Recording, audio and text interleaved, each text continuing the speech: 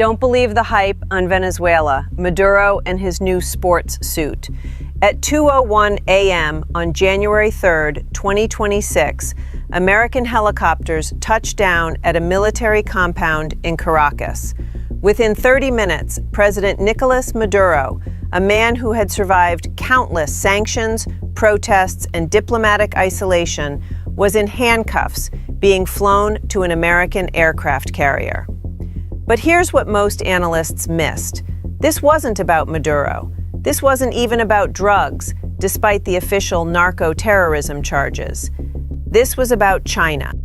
I've spent years analyzing geopolitical conflicts, and I can tell you, what we witnessed in Venezuela is not an isolated incident. It's the opening shot of something much larger. Welcome to the Donro Doctrine.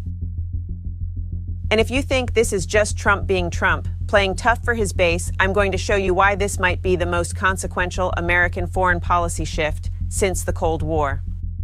While America was busy bleeding treasure and credibility in Iraq, Afghanistan, and now Ukraine, something profound happened in its own backyard. China didn't invade Latin America. It did something far more effective. It bought it. The numbers tell the story. In 2000, China's trade with Latin America was negligible, about $12 billion. By 2024, it hit $518 billion. That's a 40-fold increase in 24 years. Today, China is the top trading partner for Brazil, Chile, Peru, Uruguay, and Argentina. Let me put that another way. For every major South American economy that actually matters, China has already displaced the United States. But trade statistics are abstractions. Let me show you what this looks like on the ground. In November 2024, China opened the port of Shanghai in Peru. This isn't some small-time facility. We're talking about a $3.5 billion deep-water megaport, majority owned by COSCO, a Chinese state company with fully autonomous cranes capable of handling ships too large for the Panama Canal. The significance? Shanghai creates a direct maritime corridor from Shanghai to South America that completely bypasses North American ports. A voyage that used to take 35 days now takes 23. Costs drop by 20%. China's ambassador called it the Shanghai of South America. Peru's transport minister wants it to become the Singapore of Latin America. And here's the kicker. China and Brazil are now exploring a railway that would connect Shanghai to the Atlantic coast, creating an alternative to the Panama Canal itself, a Chinese-controlled transcontinental corridor across South America. But ports are just the visible infrastructure. Let me tell you about the invisible kind. China's State Grid Corporation has invested $12.5 billion in Brazil's power sector. They've built ultra-high voltage transmission lines stretching 2,000 kilometers. They now control critical portions of the electrical grid supplying São Paulo and Rio de Janeiro. If you live in Brazil's largest cities, there's a reasonable chance your lights stay on because of Chinese infrastructure. In 2025, State Grid won a $3.6 billion contract to build another 1,500-kilometer power line connecting Brazil's renewable energy-rich northeast to consumption centers in the south. They're planning to invest $40 billion more by 2030. And then there's lithium. The so-called lithium triangle, Bolivia, Argentina, and Chile, holds 60% of the world's lithium reserves. This is the battery metal, the one that makes electric vehicles possible, the one Elon Musk's entire empire depends on. Bolivia alone has double the lithium resources of Chile, and until very recently, Bolivia's state lithium company had billion-dollar deals with China's CATL, the world's largest battery manufacturer, and with Russia's Uranium One. Here's the cold truth. Without South American lithium, there is no American green transition. There is no domestic EV industry. Tesla, Ford, GM, they all need these resources, and China has been locking them up. Now, countries can pretend this is just business, just comparative advantage, just free markets doing their thing, but that's not how Washington sees it. To the American national security establishment, what China has done is build a resource extraction empire in America's strategic backyard, while America wasn't paying attention. The Monroe Doctrine, that 200-year-old policy stating that the Western Hemisphere belongs to American influence, has been gutted, not by tanks or missiles, by shipping containers and power lines. And Trump has decided that's over. The Monroe Doctrine is a big deal. Trump said hours after Maduro's capture, but we've superseded it by a lot, by a real lot. They now call it the Donro Doctrine. This wasn't just braggadocio. This was Trump articulating in his own inimitable way a fundamental reorientation of American foreign policy. Let me break down what the Donro Doctrine actually means in practice. First, the Western Hemisphere is now officially priority number one. Trump's December 2025 National Security Strategy, 31 pages, devotes 5 pages specifically to Latin America, more than Europe, more than Asia. The document explicitly identifies non-hemispheric competitors as existential threats to American security. That's China, that's Russia, that's Iran. The strategy states that America will use leverage in finance and technology to induce countries to reject what it calls low-cost foreign assistance, meaning Chinese investment. Translation, choose us or face consequences. Second, the doctrine isn't diplomacy, it's economic coercion. In April 2025, Trump announced Liberation Day, a baseline 10% tariff on virtually all imports, but the real weapon is secondary sanctions. Countries that maintain Chinese economic relationships face escalating penalties. The message to Latin American governments is simple. You can trade with China or you can trade with us. Pick one. Mexico has already gotten the message. Under intense pressure, Claudia Sheinbaum's government is advancing legislation to impose tariffs up to 50% on Chinese goods, specifically to prevent Beijing from using Mexico as a backdoor into the American market. Third, military force is explicitly on the table. Venezuela proved this isn't bluster, but Venezuela was the easy target, a pariah state with no powerful friends willing to fight for it. The doctrine goes further. Trump's team has expanded the Monroe Doctrine's geographic scope from the Aleutian Islands to Greenland and the North American Arctic to Antarctica. They've announced expanded military deployments across the Caribbean, Central America, and the Pacific approaches. Secretary of State Marco Rubio traveled to Panama within weeks of taking office, delivering an ultimatum: reduce Chinese influence over the canal or face American measures. Panama got the message. Hutchison Holdings, the Hong Kong company operating ports at both ends of the canal, is now selling those assets to a BlackRock-led American consortium. Panama has withdrawn from China's Belt and Road Initiative. Fourth, the carrot and stick approach. Bolivia's new president, Rodrigo Paz, elected in late 2025, is already terminating lithium contracts with China and Russia. His foreign minister announced they're seeking a long-term relationship with the United States. In exchange, Washington is offering IMF credit lines, IDB financing, and technology transfers. Argentina's Javier Milei has become Trump's closest regional ally. When Trump threatened Panama, Milei declared his unequivocal support for delivering the canal to Trump. He was the only regional leader to refuse signing a CELAC statement defending Panamanian sovereignty. The hemisphere is being sorted, allies and adversaries. Dollar or yuan. So where does this lead? Let me walk you through the pressure points that could explode. Mexico is the front line. Mexico isn't just America's largest trading partner. It's the linchpin of Chinese supply chain circumvention. Chinese companies have been building phantom factories in Mexico, importing components and re-exporting them to the United States under USMCA tariff exemptions. The USMCA itself is up for renegotiation in 2026. Trump is demanding not just trade concessions, but security cooperation that amounts to American operational control over Mexican territory. The justification: cartels, fentanyl, migration, but look closer. The real issue is that Mexico is the last major barrier preventing American companies from completely decoupling from Chinese manufacturing. Trump needs Mexico aligned. And if Mexico doesn't comply fully, remember Trump's threat to designate cartels as terrorist organizations? That wouldn't just be symbolic. That would give the U.S. military legal authority to conduct operations inside Mexico with or without Mexican consent. Brazil presents a different challenge. This isn't a weak state that can be bullied. Brazil is the world's 9th largest economy. It has the Amazon, it has oil, it has agricultural exports that both America and China need. And Lula has made clear he won't choose sides. Brazil is a founding BRICS member.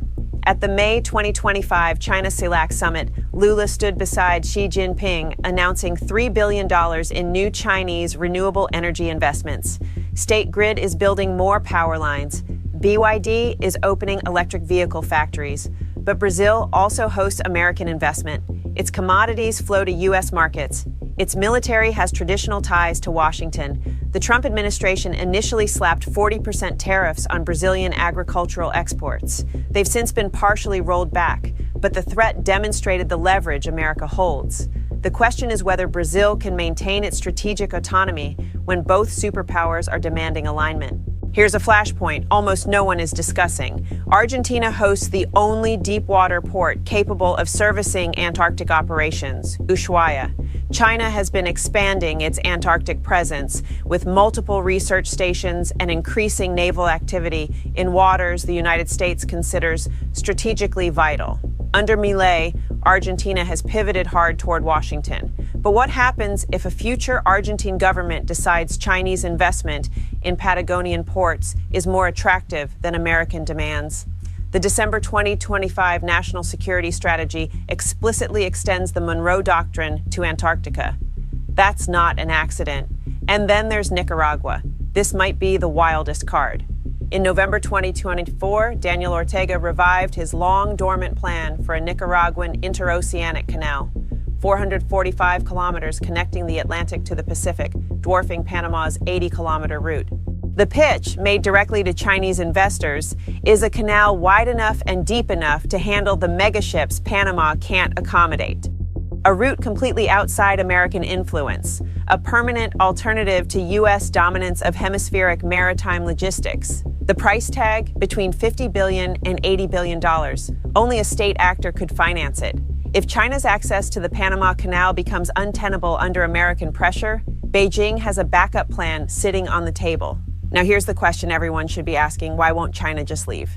And the answer is brutally simple. It can't. China's economy is structured around manufacturing exports and resource imports. It needs Brazilian iron ore. It needs Chilean copper. It needs Bolivian lithium. It needs Venezuelan oil. These aren't luxuries. These are existential inputs.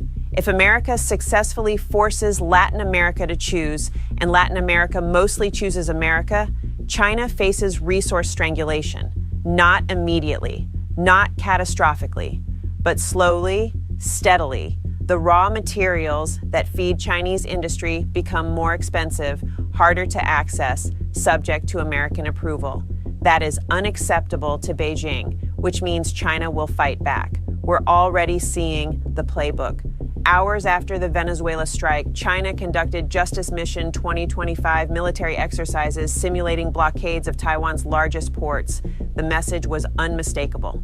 If you can conduct military operations to secure your strategic interests, so can we.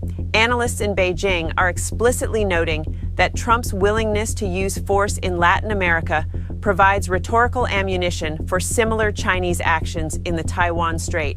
This is the escalation trap. America acts in its hemisphere. China acts in its neighborhood. Each action justifies the other. Each response raises the stakes. In 1962, the Cuban Missile Crisis brought the world to the brink of nuclear war over Soviet missiles 90 miles from Florida. What I'm describing isn't nuclear, but in some ways, it's more dangerous because this isn't a single crisis that can be resolved through negotiation. This is structural competition over the economic arteries of the global system. There's no missile to remove, no single concession that fixes it. Either China maintains its resource access to Latin America, or America reasserts hemispheric dominance. Both cannot happen simultaneously. That's why I believe we're heading toward a long confrontation. Not necessarily hot war, though Venezuela shows that's possible, but sustained economic warfare, competing infrastructure, proxy political battles, coups and counter-coups, a second Cold War. But this time, in America's backyard. There's one more actor in this drama that we haven't properly discussed: Latin America itself. For 20 years, Latin American countries benefited from great power competition. They could play Washington against Beijing, extracting concessions from both. Chinese investment filled gaps that American neglect created. That era is ending. The Donro Doctrine is forcing a choice, and the consequences of choosing wrong from Washington's perspective have become viscerally clear. Venezuela's Maduro chose wrong. He's now in a Manhattan jail cell facing drug trafficking charges. While American officials discuss who will run his country, other leaders are watching. Bolivia's Paz pivoted immediately after taking office. Panama's Molino folded under pressure. Argentina's Milei never needed convincing, but not everyone will comply. Brazil won't abandon its China relationship without a fight. Mexico's nationalism runs deep. Cuba and Nicaragua are ideologically committed to resisting American hegemony. What happens when immovable objects meet irresistible forces? If history teaches anything, it's this. When great powers collide, small nations suffer. The battlegrounds of the Cold War, Korea, Vietnam, Central America, weren't superpowers. They were the places superpowers fought through. Latin America is about to learn what it means to be the battlefield. The Donro Doctrine isn't just a policy. It's a declaration that neutrality is no longer an option, that the era of multi-alignment is over, that America is, in Trump's own words, back home, and it's angry. The question now is whether Latin America can chart its own course, or whether the choice has already been made for it, whether the coming decade will see genuine partnership and development, or whether it will see the return of something darker, something older, the shadow of empire falling once again over a continent that thought it had finally escaped. The signs are not encouraging. The tanks are not rolling, not yet, not everywhere. But the pressure is mounting. The ultimatums are being delivered. The choices are being demanded. And in boardrooms and presidential palaces from Mexico City to Buenos Aires, leaders are calculating not what is right, not what is just, but what is survivable. That's the world the Donro Doctrine has created, a world where geography is destiny once again, where being close to America means being subject to America, where the price of sovereignty might be economic ruin or worse. China built its Latin American strategy on a premise that economic engagement would be protected by the international legal order. That sovereignty meant something. That trade could flow regardless of politics. Venezuela proved that premise was contingent on Washington's restraint, and that restraint has ended. What comes next is uncertain. But one thing is clear. The rules have changed, the game has changed, and Latin America, caught between two giants, will bear the consequences. Whether those consequences look like prosperity or devastation, partnership or domination, independence or subjugation, that story is still being written. But the pen is no longer in Latin American hands.